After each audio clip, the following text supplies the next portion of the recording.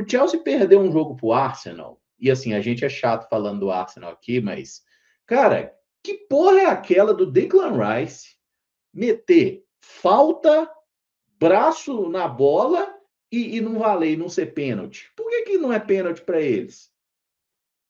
Então, a gente é a pergunta do milhão, né? A pergunta de US$ 1 milhão. Vez ou outra, o Caramujo, acho que quem acompanha a Premier League já percebeu, né? Que tem os escolhidos, assim, pela PGMOL, né? Eu tô na esperança da hora que vai chegar o Chelsea. Temporada que eles vão iniciar escolhendo o Chelsea para ser o que eles vão dar aquela moral. Mas é meio, assim, assustador, né? O que aconteceu. Mas, cara, pela primeira vez, é óbvio que você não fica feliz assim, mas o Chelsea perdeu para o Arsenal e o torcedor do Chelsea conseguiu olhar para aquele jogo e falar: o Chelsea tem alguma coisa ali, dá para seguir, entendeu? Na verdade, eu acho que esse sentimento ele tem acontecido com o torcedor do Chelsea desde o momento que aconteceu a troca. Saiu o Enzo Maresca, chegou o Rossênio, que estava no Estrasburgo, né, que é um clube que pertence ao grupo que é dono do Chelsea hoje. E aí, assim, para falar um pouco do que foi aquele jogo, ele começa com um gol do Arsenal de bola parada, né, uma jogada ali achando o Gabriel Magalhães. Eu acho que a abordagem do Robert Sanchez na jogada foi ruim, ele parece estar o tempo inteiro perdido dentro da área, e aí o Arsenal marca o seu gol. Quando o jogo vai se desenrolando, o Chelsea até vai tentando ali fazer alguma coisa, o Arsenal, para mim, seguiu melhor no primeiro tempo, e aí já na reta final, assim, da primeira etapa, num cruzamento, num escanteio cobrado pelo Reece James, o Hincapié raspou na bola, né? E aí a bola chega ali para dentro do gol do Arsenal. Até acho que se ela não vai direto para o gol, o Andrei Santos, se eu não me engano, poderia ter chegado nela, poderia ter sido um gol do Chelsea mesmo, né? Não um gol contra. E o que me espantou assim foi a volta do intervalo, porque quando volta do intervalo, o Chelsea, para mim, volta melhor. O Chelsea está jogando bem, o Chelsea está conseguindo se impor, o Chelsea estava tendo um volume legal, mas aí tem uma outra bola parada para o Arsenal, o Declan Rice cobra, e se eu não me engano é o Timber que acaba desviando para o gol e marca ali o segundo gol. A partir daí acho que o Chelsea não consegue, não é nem reagir, porque eu acho que o Chelsea até tenta, mas tem uma certa dificuldade assim de transpor a defesa do Arsenal, mas para mim foi um jogo legal do Chelsea, tá? Foi um jogo onde o Chelsea ali conseguiu encarar o Arsenal, né? Em algum momento, acho que no trabalho, principalmente do Maresca, passava-se uma sensação de que nos clássicos o Chelsea contra o Arsenal não teria condições de brigar ou de equiparar o jogo, por mais que o Maresca tenha ganhado o Super Mundial com o Chelsea, tenha ganhado Conference League, mas era um time que incomodava muito o torcedor do Chelsea nos principais jogos. E aí acho que o Rossênio deu uma mudada nesse cenário. E acho que todo mundo ficou assim curioso como seria o pós-jogo contra o Arsenal, pensando no confronto de durante a semana contra o Aston Villa, né? E só um detalhe assim que foi legal, porque o Reece James falou um pouco sobre a questão das cobranças de escanteio do adversário e o Rossênio já foi numa direção contrária, né? Ele falou, não, para mim não tem problema, é o jeito deles, se a gente ganhasse assim também seria vitória de todo jeito, é trabalhar e melhorar. Eu achei assim bem válida a opinião do Reece James, né? Uma frustração também do atleta, que você tá ali, aquilo provavelmente incomoda, mas acho que o Rossênior, ele tinha tudo para entrar nesse discurso, né, do tipo, não, os caras só ganham com a bola parada e tal. Não, ele falou, é o mérito dos caras, a gente precisa trabalhar melhor, lidar com isso e vida que segue. E aí o Chelsea foi até o Villa Park, né, para poder jogar contra o Aston Villa.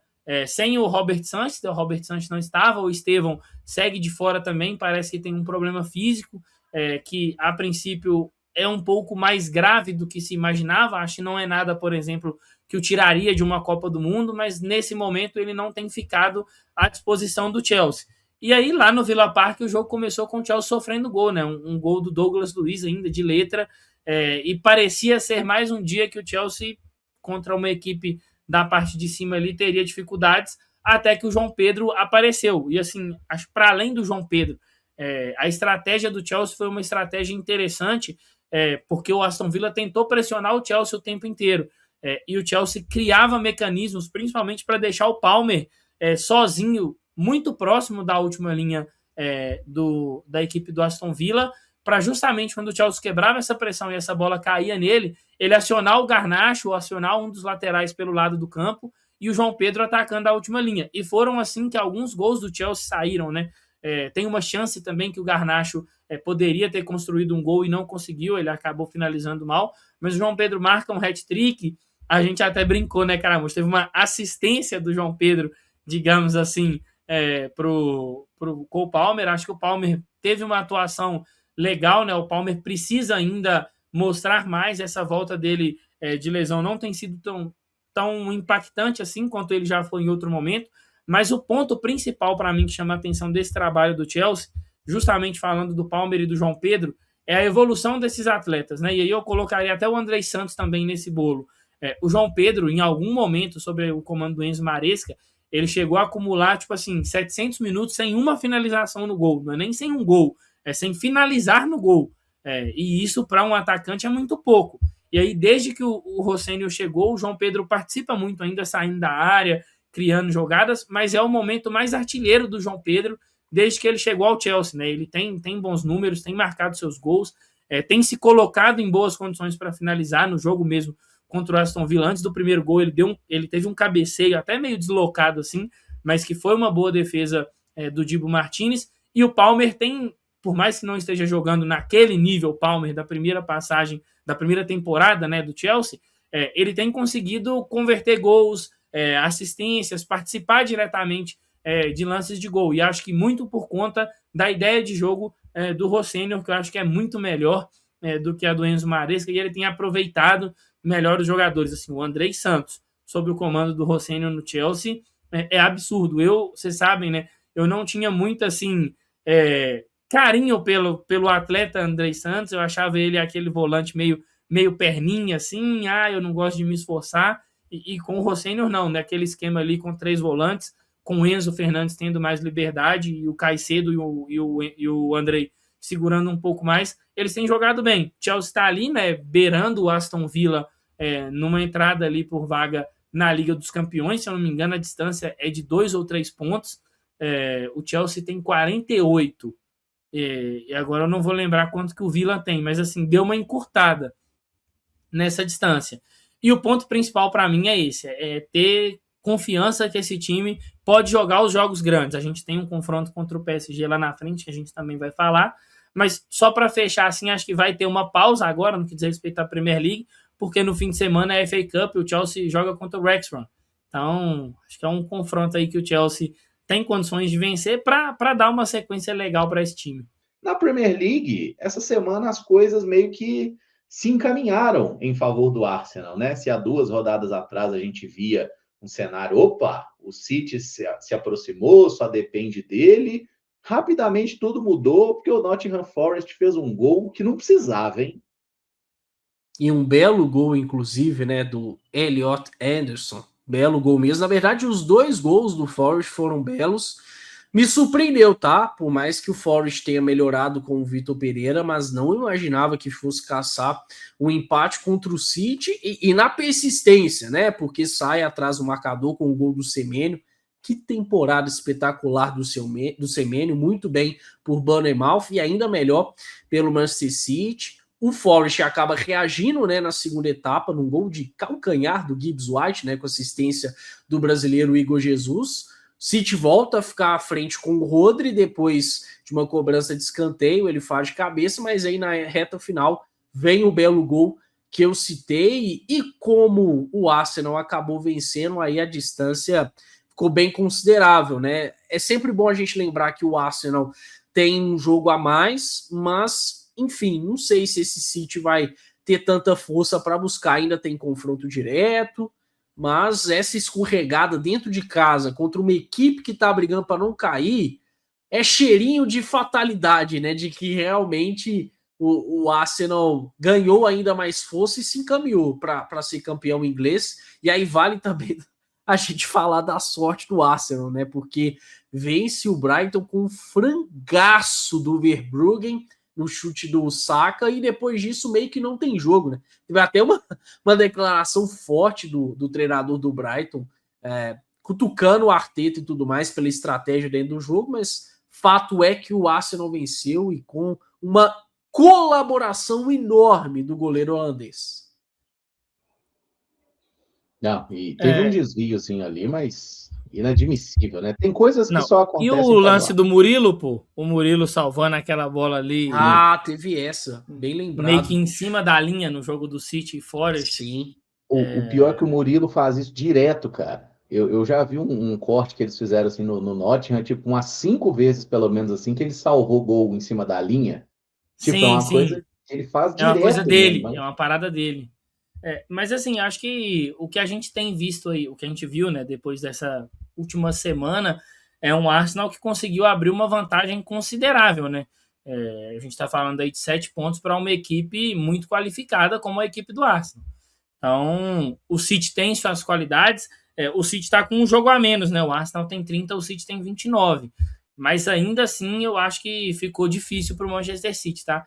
Acho que a tendência é o Arsenal aí encaminhar essa conquista da Premier League, infelizmente. E essa entrevista do treinador do Brighton foi legal, assim. Eu até entrei num post no Twitter lá e tava rolando uma discussão dos gringos, os torcedores do Arsenal defendendo, os torcedores do City reforçando, do United, mesma coisa. Eu acho que se uniu todo mundo ao treinador do Brighton para ir contra a torcida do Arsenal.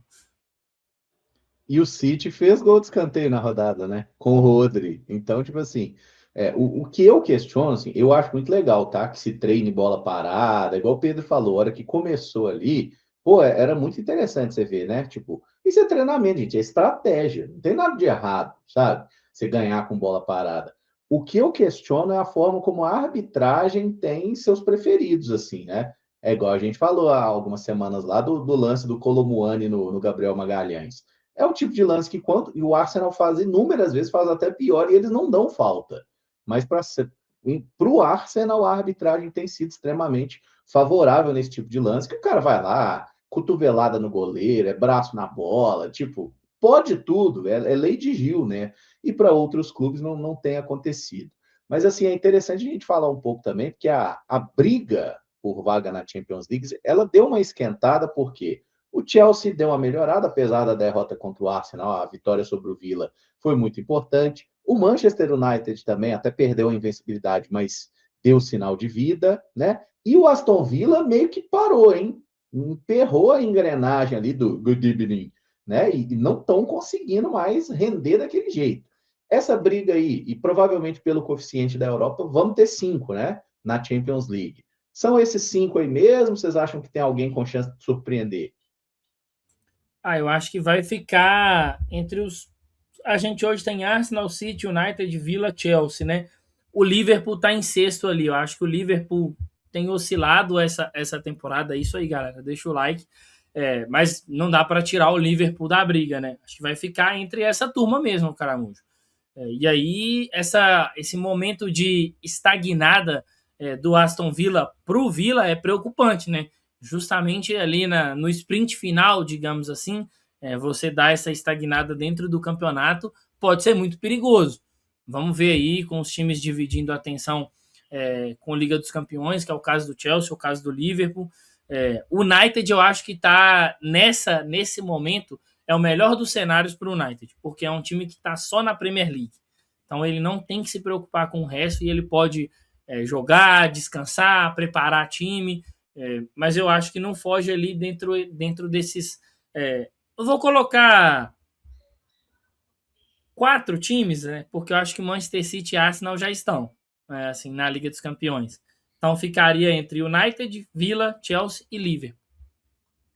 É um recorte justo, né? Agora, o Aston Villa, nesse momento, tá dentro do que a gente imaginava, né? Em algum momento ficou muito fora da curva, até falávamos alguns programas sobre disputa de título, porque, querendo ou não, o Villa tinha se colocado nessa condição, mas agora meio que voltou ao natural, né? Que é parte de cima de Premier League, é muita coisa, mas não numa disputa por título, né? E também vai dividir atenções. Vamos ver como que esse Aston Villa vai levar a Europa League, né? Porque enquanto outros têm Champions, como o Pedro bem citou, Aston Villa tem Europa League, tem um confronto duro contra o Lille, e a gente sabe o tanto que o Unai Emery gosta dessa competição, né? Eu acho que o Aston Villa não é que vai passar a priorizar a Europa League, mas assim, vai dar muita atenção a ela. Querendo ou não, é um meio legal de você chegar à Champions, ainda mais conquistando. E eu acho que dentre os times que estão hoje na Europa League, o Aston Villa é um dos favoritos. Vamos ver se o United tira algum bom proveito disso, né? Perdeu na última rodada de um jeito bem United, né?